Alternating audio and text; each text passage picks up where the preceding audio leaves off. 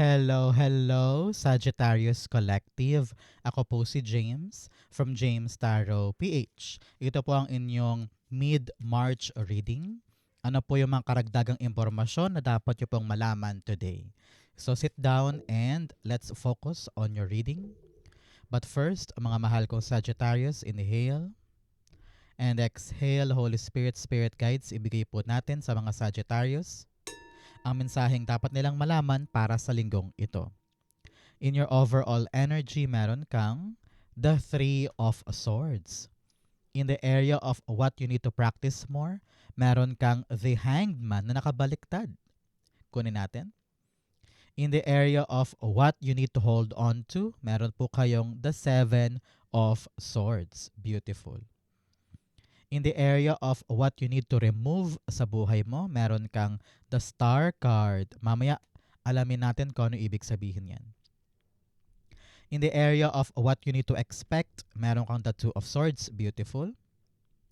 In whatever you need to fix, meron kang the World card. Lovely.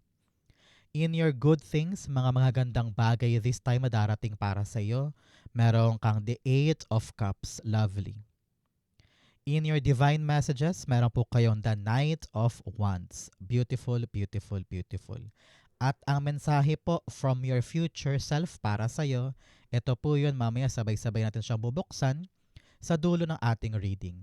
But first, mga mahal kong Sagittarius, thank you muna sa lahat po ng mga hindi nag-i-skip ng ads, sa bawat like, sa bawat comment.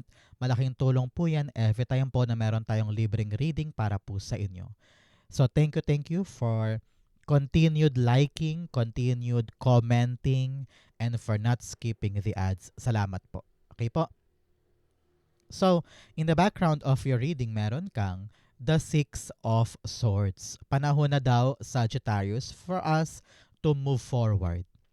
Abante, abante, abante. Piliin mong umandar. Huwag kang tumambay sa isang toxic na bagay, toxic na alaala, or toxic people in your life. Always choose yourself. Choose your peace, choose your happiness, choose your peace of mind, and choose your satisfaction. Kung wala ang lahat ng yun doon, bitawan mo, lumayo ka. Piliin mo lagi ang sarili mo. Panahon na para umabante tayo at hanapin yung katahimikan, happiness, kasaganahan somewhere else. Okay? Meron ka talagang pagsulong this time. Congrats po. Okay? So, in your core energy, meron kang the Three of Swords. Ramdam ko dito, Sagittarius, na dumanas ka ng pain, suffering, disappointment, pagkairita, or para kang na-let down, no? Parang meron kang na-disappoint ka sa isang tao or nasaktan ka dahil sa isang tao o sa isang bagay. Maaaring pangarap to, baka work-related or dream-related, no? Kung ano man yung pain na yan at suffering na yan, your spirit guides are telling you, now is the right time for you to sit down. Sit down, namnamin kung ano man yung nangyari, intindihin kung ano ba talaga yung kasalanan ko, kasalanan nila. Para madali sa'yo mag-move on, you have to understand what happened. At huwag ka nang umiwas, huwag mo na tong patagalin, kailangan mo talaga tong harapin. Okay? Your spirit guides are telling you, palayain mo ang sarili mo sa pain, sa suffering, sa heartbreak, sa bitterness, sa pagiging toxic din. Pitawan mo na yan, hindi yan nakaka-pretty, hindi yan nakaka-attract ng good frequency, no? Once na ma-let go mo na yan, gagaan ang pakiramdam at doon ka tunay talagang makakapag-move on. Walang bitterness, hindi ka nababalik doon, okay? Very important yan. So, Sagittarius, tanungin kita ngayon, ano ba tong mga bagay na gusto mo nang umabante? Ano ba tong mga pag-asenso o pag-andar na gusto mo nang makuha ngayon? Isulat mo yan sa baba, i-claim na natin, i-manifest na natin para dumating. Okay? So sulat na po kayo sa baba. In the area of what you need to practice more, meron kang the Hanged Man in reversed. Narinig ko dito sabi ng yung spirit guides, tama na yung bara-bara. Tama na yung kapag naisip ko gagawin ko kaagad, kapag diniktahan ako ng emosyon ko, kikilos ako agad without thinking, without analyzing, without prior na pagmitingan muna, no? O paghandaan muna. Tama na yung bira lang ng bira, Sagittarius. What you need to practice more is maupo muna. Every time na may issue, every time na may problema o may kailangang gawin, maupo ka muna at mag-isip. Okay? Nakita ko dito ang pinag-uugatan ng mga delays mo. Marami kang delays ay dahil sa mga padalos-dalos na aksyon. Mga aksyon na hindi pinaghandaan, hindi pinag-isipan, hindi pinlano. Okay? Paano ka daw talaga tunay na makakaabante, Sagittarius? Just, huwag mo daw mamadaliin kasi yung proseso. Kaya ka lalong nararatel, tumatagal, nade-delay, ay dahil minamadali mo. So ngayon, anong dapat gawin ni Sagittarius? Maupo, magnilay-nilay, tignang mabuti yung problema para makita mo sa ibang anggulo, makita mo sa ibang perspektibo yung pinakatamang hakbang para ito yung magkaroon ng magandang abante at wala ng delay. So now, Sagittarius, I want you to reflect and see ano ba yung mga ginawa ko before na nakasira pala sa diskarte ko dahil minadali ko, dahil ni-rush ko. So, naging komplikado, di ba? So, ngayon, think, ano yung mga dapat ko munang gawin? Maupo, mag-pause, tingnan ng paligid, busisiin ng paligid para makita ko yung pinakatamang hakbang na applicable sa aking gagawin. And from then on, kapag sigurado ka na sa gagawin mo, wala na tong delay. Okay? Importante yan for you. So, Sagittarius, ano ang birthday mo? Month, day, and year. Isulat mo na yan sa baba para makuha ng frequency mo yung tamang-tamang energy for your life. Okay? In the area of what you need to hold on to, meron kang the 7 of Swords. Sabi dito ng yung spirit guides, ramdam naman niya na wala kang tiwala sa ibang tao. Maaaring na-betray ka, naloko ka, naisahan ka, minanipulate ka, or ginaslight ka, and doon nabuo yung kawalan ng tiwala sa iba, kawalan ng pag-asa sa gagawin ng ibang tao sa'yo. Kaya madalas, ginagawa mo ang lahat ng bagay na mag-isa. Kasi nga, mas madali pag ganun, di ba? Walang komplikasyon, walang drama, walang conflict, walang issue. Kaya you learned na mas okay kapag ako lang ang gumagawa. So, sabi dito, kapitan mo daw yan. Mas tahimik, mas okay, no? Kung ayaw nilang gawin, kung makakasira sila sa diskarte ko, ako na lang, much better pang sarilinin ko na lang ito. Nakita ko dito, it will work for you. Doon ka talaga makakakuha ng tahimik na diskarte, tahimik na aksyon, mas bibilis, mas aandar kapag talagang you learn to do things on your own And hindi kita pipigilan dyan, alam kong nag-work sa'yo yan. So continue doing that. Pero ngayon, payo sa'yo, Sagittarius, learn to come up on a newer way. Kailangan makabago, napapanahon, up to date, no? Hindi pwedeng gawin mo dito yung makaluma, ha? Kung balak mong kumilos mag-isa at talaga namang ikaw ang punong abala dyan, be updated. Mag-upgrade ka naman para bago din yung resulta. Because old ways will not give you new outcome. New ways will give you new outcome. Okay? Kailangan isipin mo to ngayon. Magbago na, no? Bagong diskarte para hindi ka bumalik dito sa mga heartbreak na ito. Para hindi mo maulit yung same mistakes. Okay? In the area of what you need to remove sa life mo, meron kang the star card. Sabi dito, kailangan mong tanggalin yung kawalan mo ng pag-asa. Yung kawalan mo ng tiwala. Yung kawalan mo ng pananalig sa isang bagay. Nako, baguhin mo yan. You need to love again. You need to hope again. You need to believe again. Sagittarius, pataasin mo yung tiwala mo sa iyong sarili, kay God, kay universe, sa iyong destiny, sa iyong pangarap. Ano ba yung pangarap na yan, Sagittarius? I-comment mo nga. Ano ba yung gusto mong matupad, makuha, makamit? At ano din ba yung status niyan sa buhay mo? Your spirit guides are telling you, maniwala kang kaya mong abutin. Isa yan sa biggest ingredient para makuha mo yung minamanifest mo is to believe na kaya ko, is to believe na maabot ko siya. Kapag naniwala ka, it will be given to you. Kaya ano ba ang status ng pangarap mo ngayon? Naniniwala ka pa ba na kaya mo yung abutin or unti-unti ka nang bumibitaw? Paalala sa'yo, manalig ka that siya ay abot kaya. Wag mong baguhin ang sarili mo nang dahil lang nasaktan ka before. Keep that faith alive kasi may pag-asa ka pang maabot ito at makalaya ka dito. Kaya nga sabi ko sa iyo, importanteng maghilom ka muna para hindi masira itong pinapangarap mo. Para makaabante ka na patungo sa Kanya. Okay? Importante yan. Keep your faith alive. Keep, keep, keep your hope alive para ito ay maabot mo na. Okay? Especially in your what you need to expect. Ngayong buwan na ito, kailangan mong asahan, Sagittarius, na you need to come up on a big decision. Okay? Kailangan mo nang mamili, kailangan mo nang mag-decide. Naramdaman ko matagal mo na tong pinatagal, matagal mo na tong iniwasan na piliin or pag-usapan, no?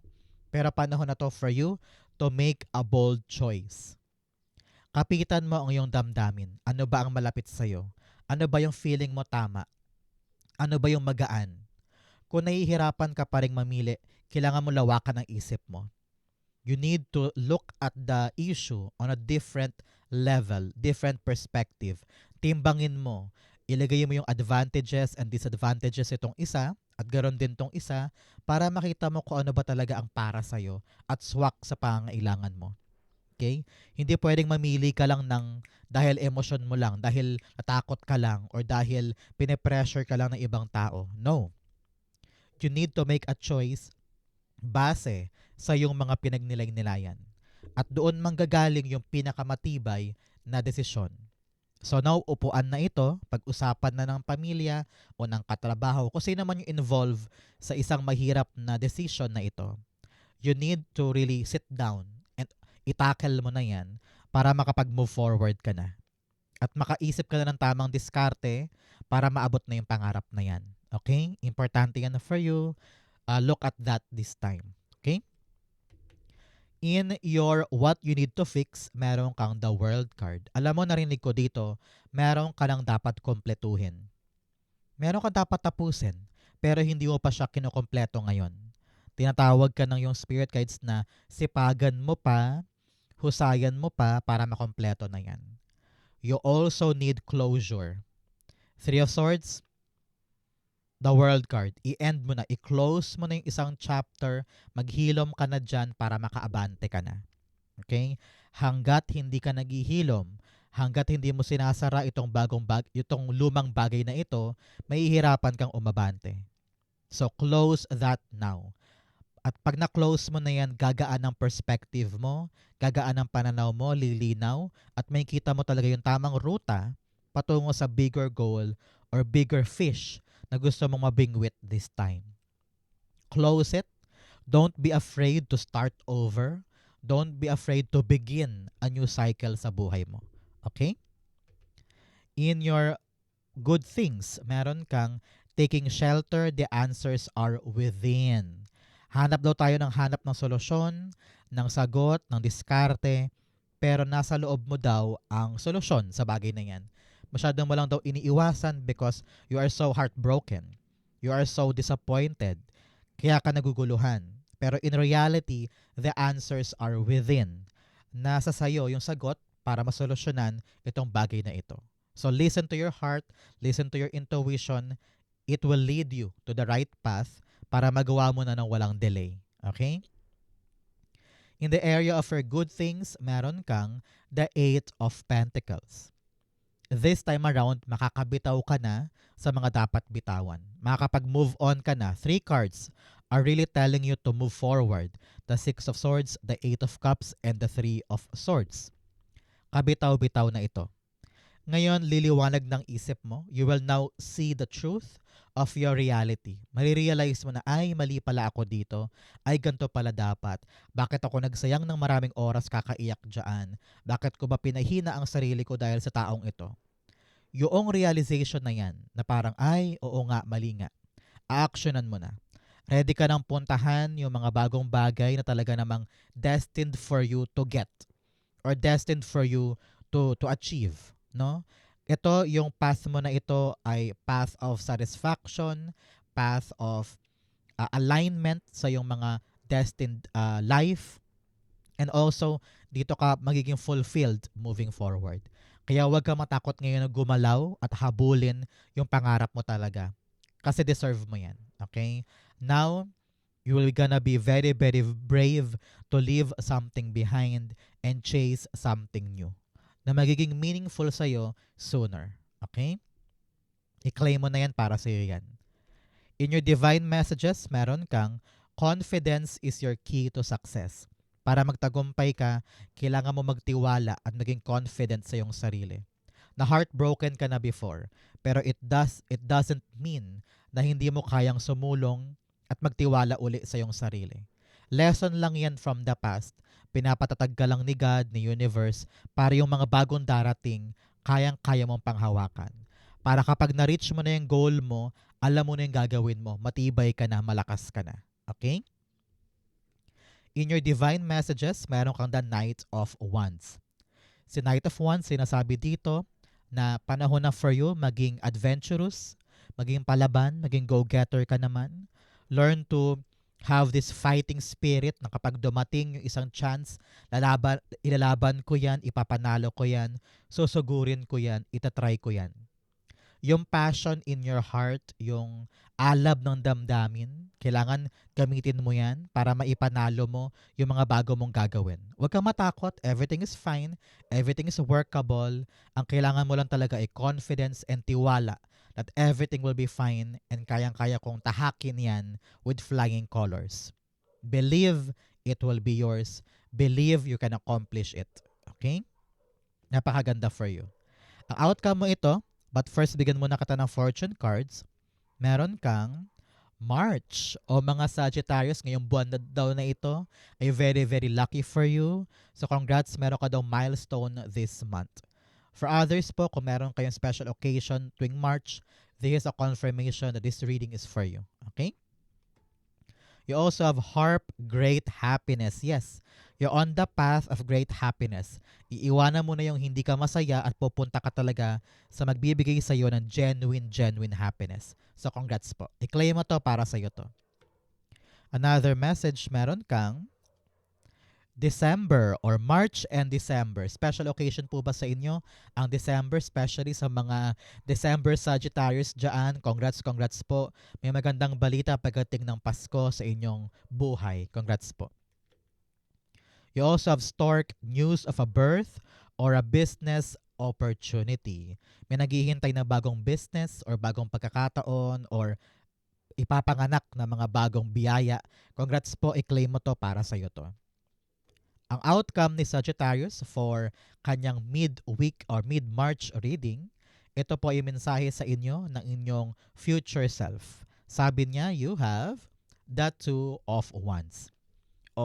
Ang payo sa iyo dito, kailangan daw magkaroon ka ng malinaw at klarong plano. Sabi ko nga kanina, minsan bara-bara ka, pag gusto mo, gagawin mo na agad, without thinking, nagpapadala ka sa iyong emosyon, kaya minsan napupurnada, nadadapa, lalong nagiging komplikado, hindi ba? But here, with the Two of Wands, paalala sa iyo na yung future self, learn to plan things meticulously. Pag-aralan, buhisiin, huwag muna kumilos pag hindi pa ready. Okay? And meron ka rin naman daw makakatulong dito sa buhay mo. Asahan mo yung darating na help, guidance, payo, para makapag-decide ka ng tama at magawa mo yung tamang hakbang. But most definitely, ang payo sa'yo ng yung spirit guide Sagittarius, matuto ka ng kumawala sa comfort zone mo. Learn to reach for new activity, new opportunity, new experience, mga bagong pagkakataon, mga bagong territory, no? Panahon na para mag-grow ka at mag-expand. Kaya now, maupo ka, magplano, para maging smooth sailing ang iyong transition from one place to the other or one feeling to the other para maabot mo talaga yung para sa'yo this time at hindi ka na masaktan ng ganyan. Okay? Plano, something new is arriving. So be excited. Hindi pa huli ang lahat. Meron pang bago naghihintay. Okay? So Sagittarius, yan po ang inyong special March reading. Saan po kayo nakaresonate? Comment lang po kayo sa baba. Babasahin ko po yan. Thank you, Holy Spirit, Spirit Guides, for the clarity and messages na dapat malaman ng mga Sagittarius today. Thank you po for watching hanggang dulo. I love you. This has been James for James Taro PH. God bless everybody.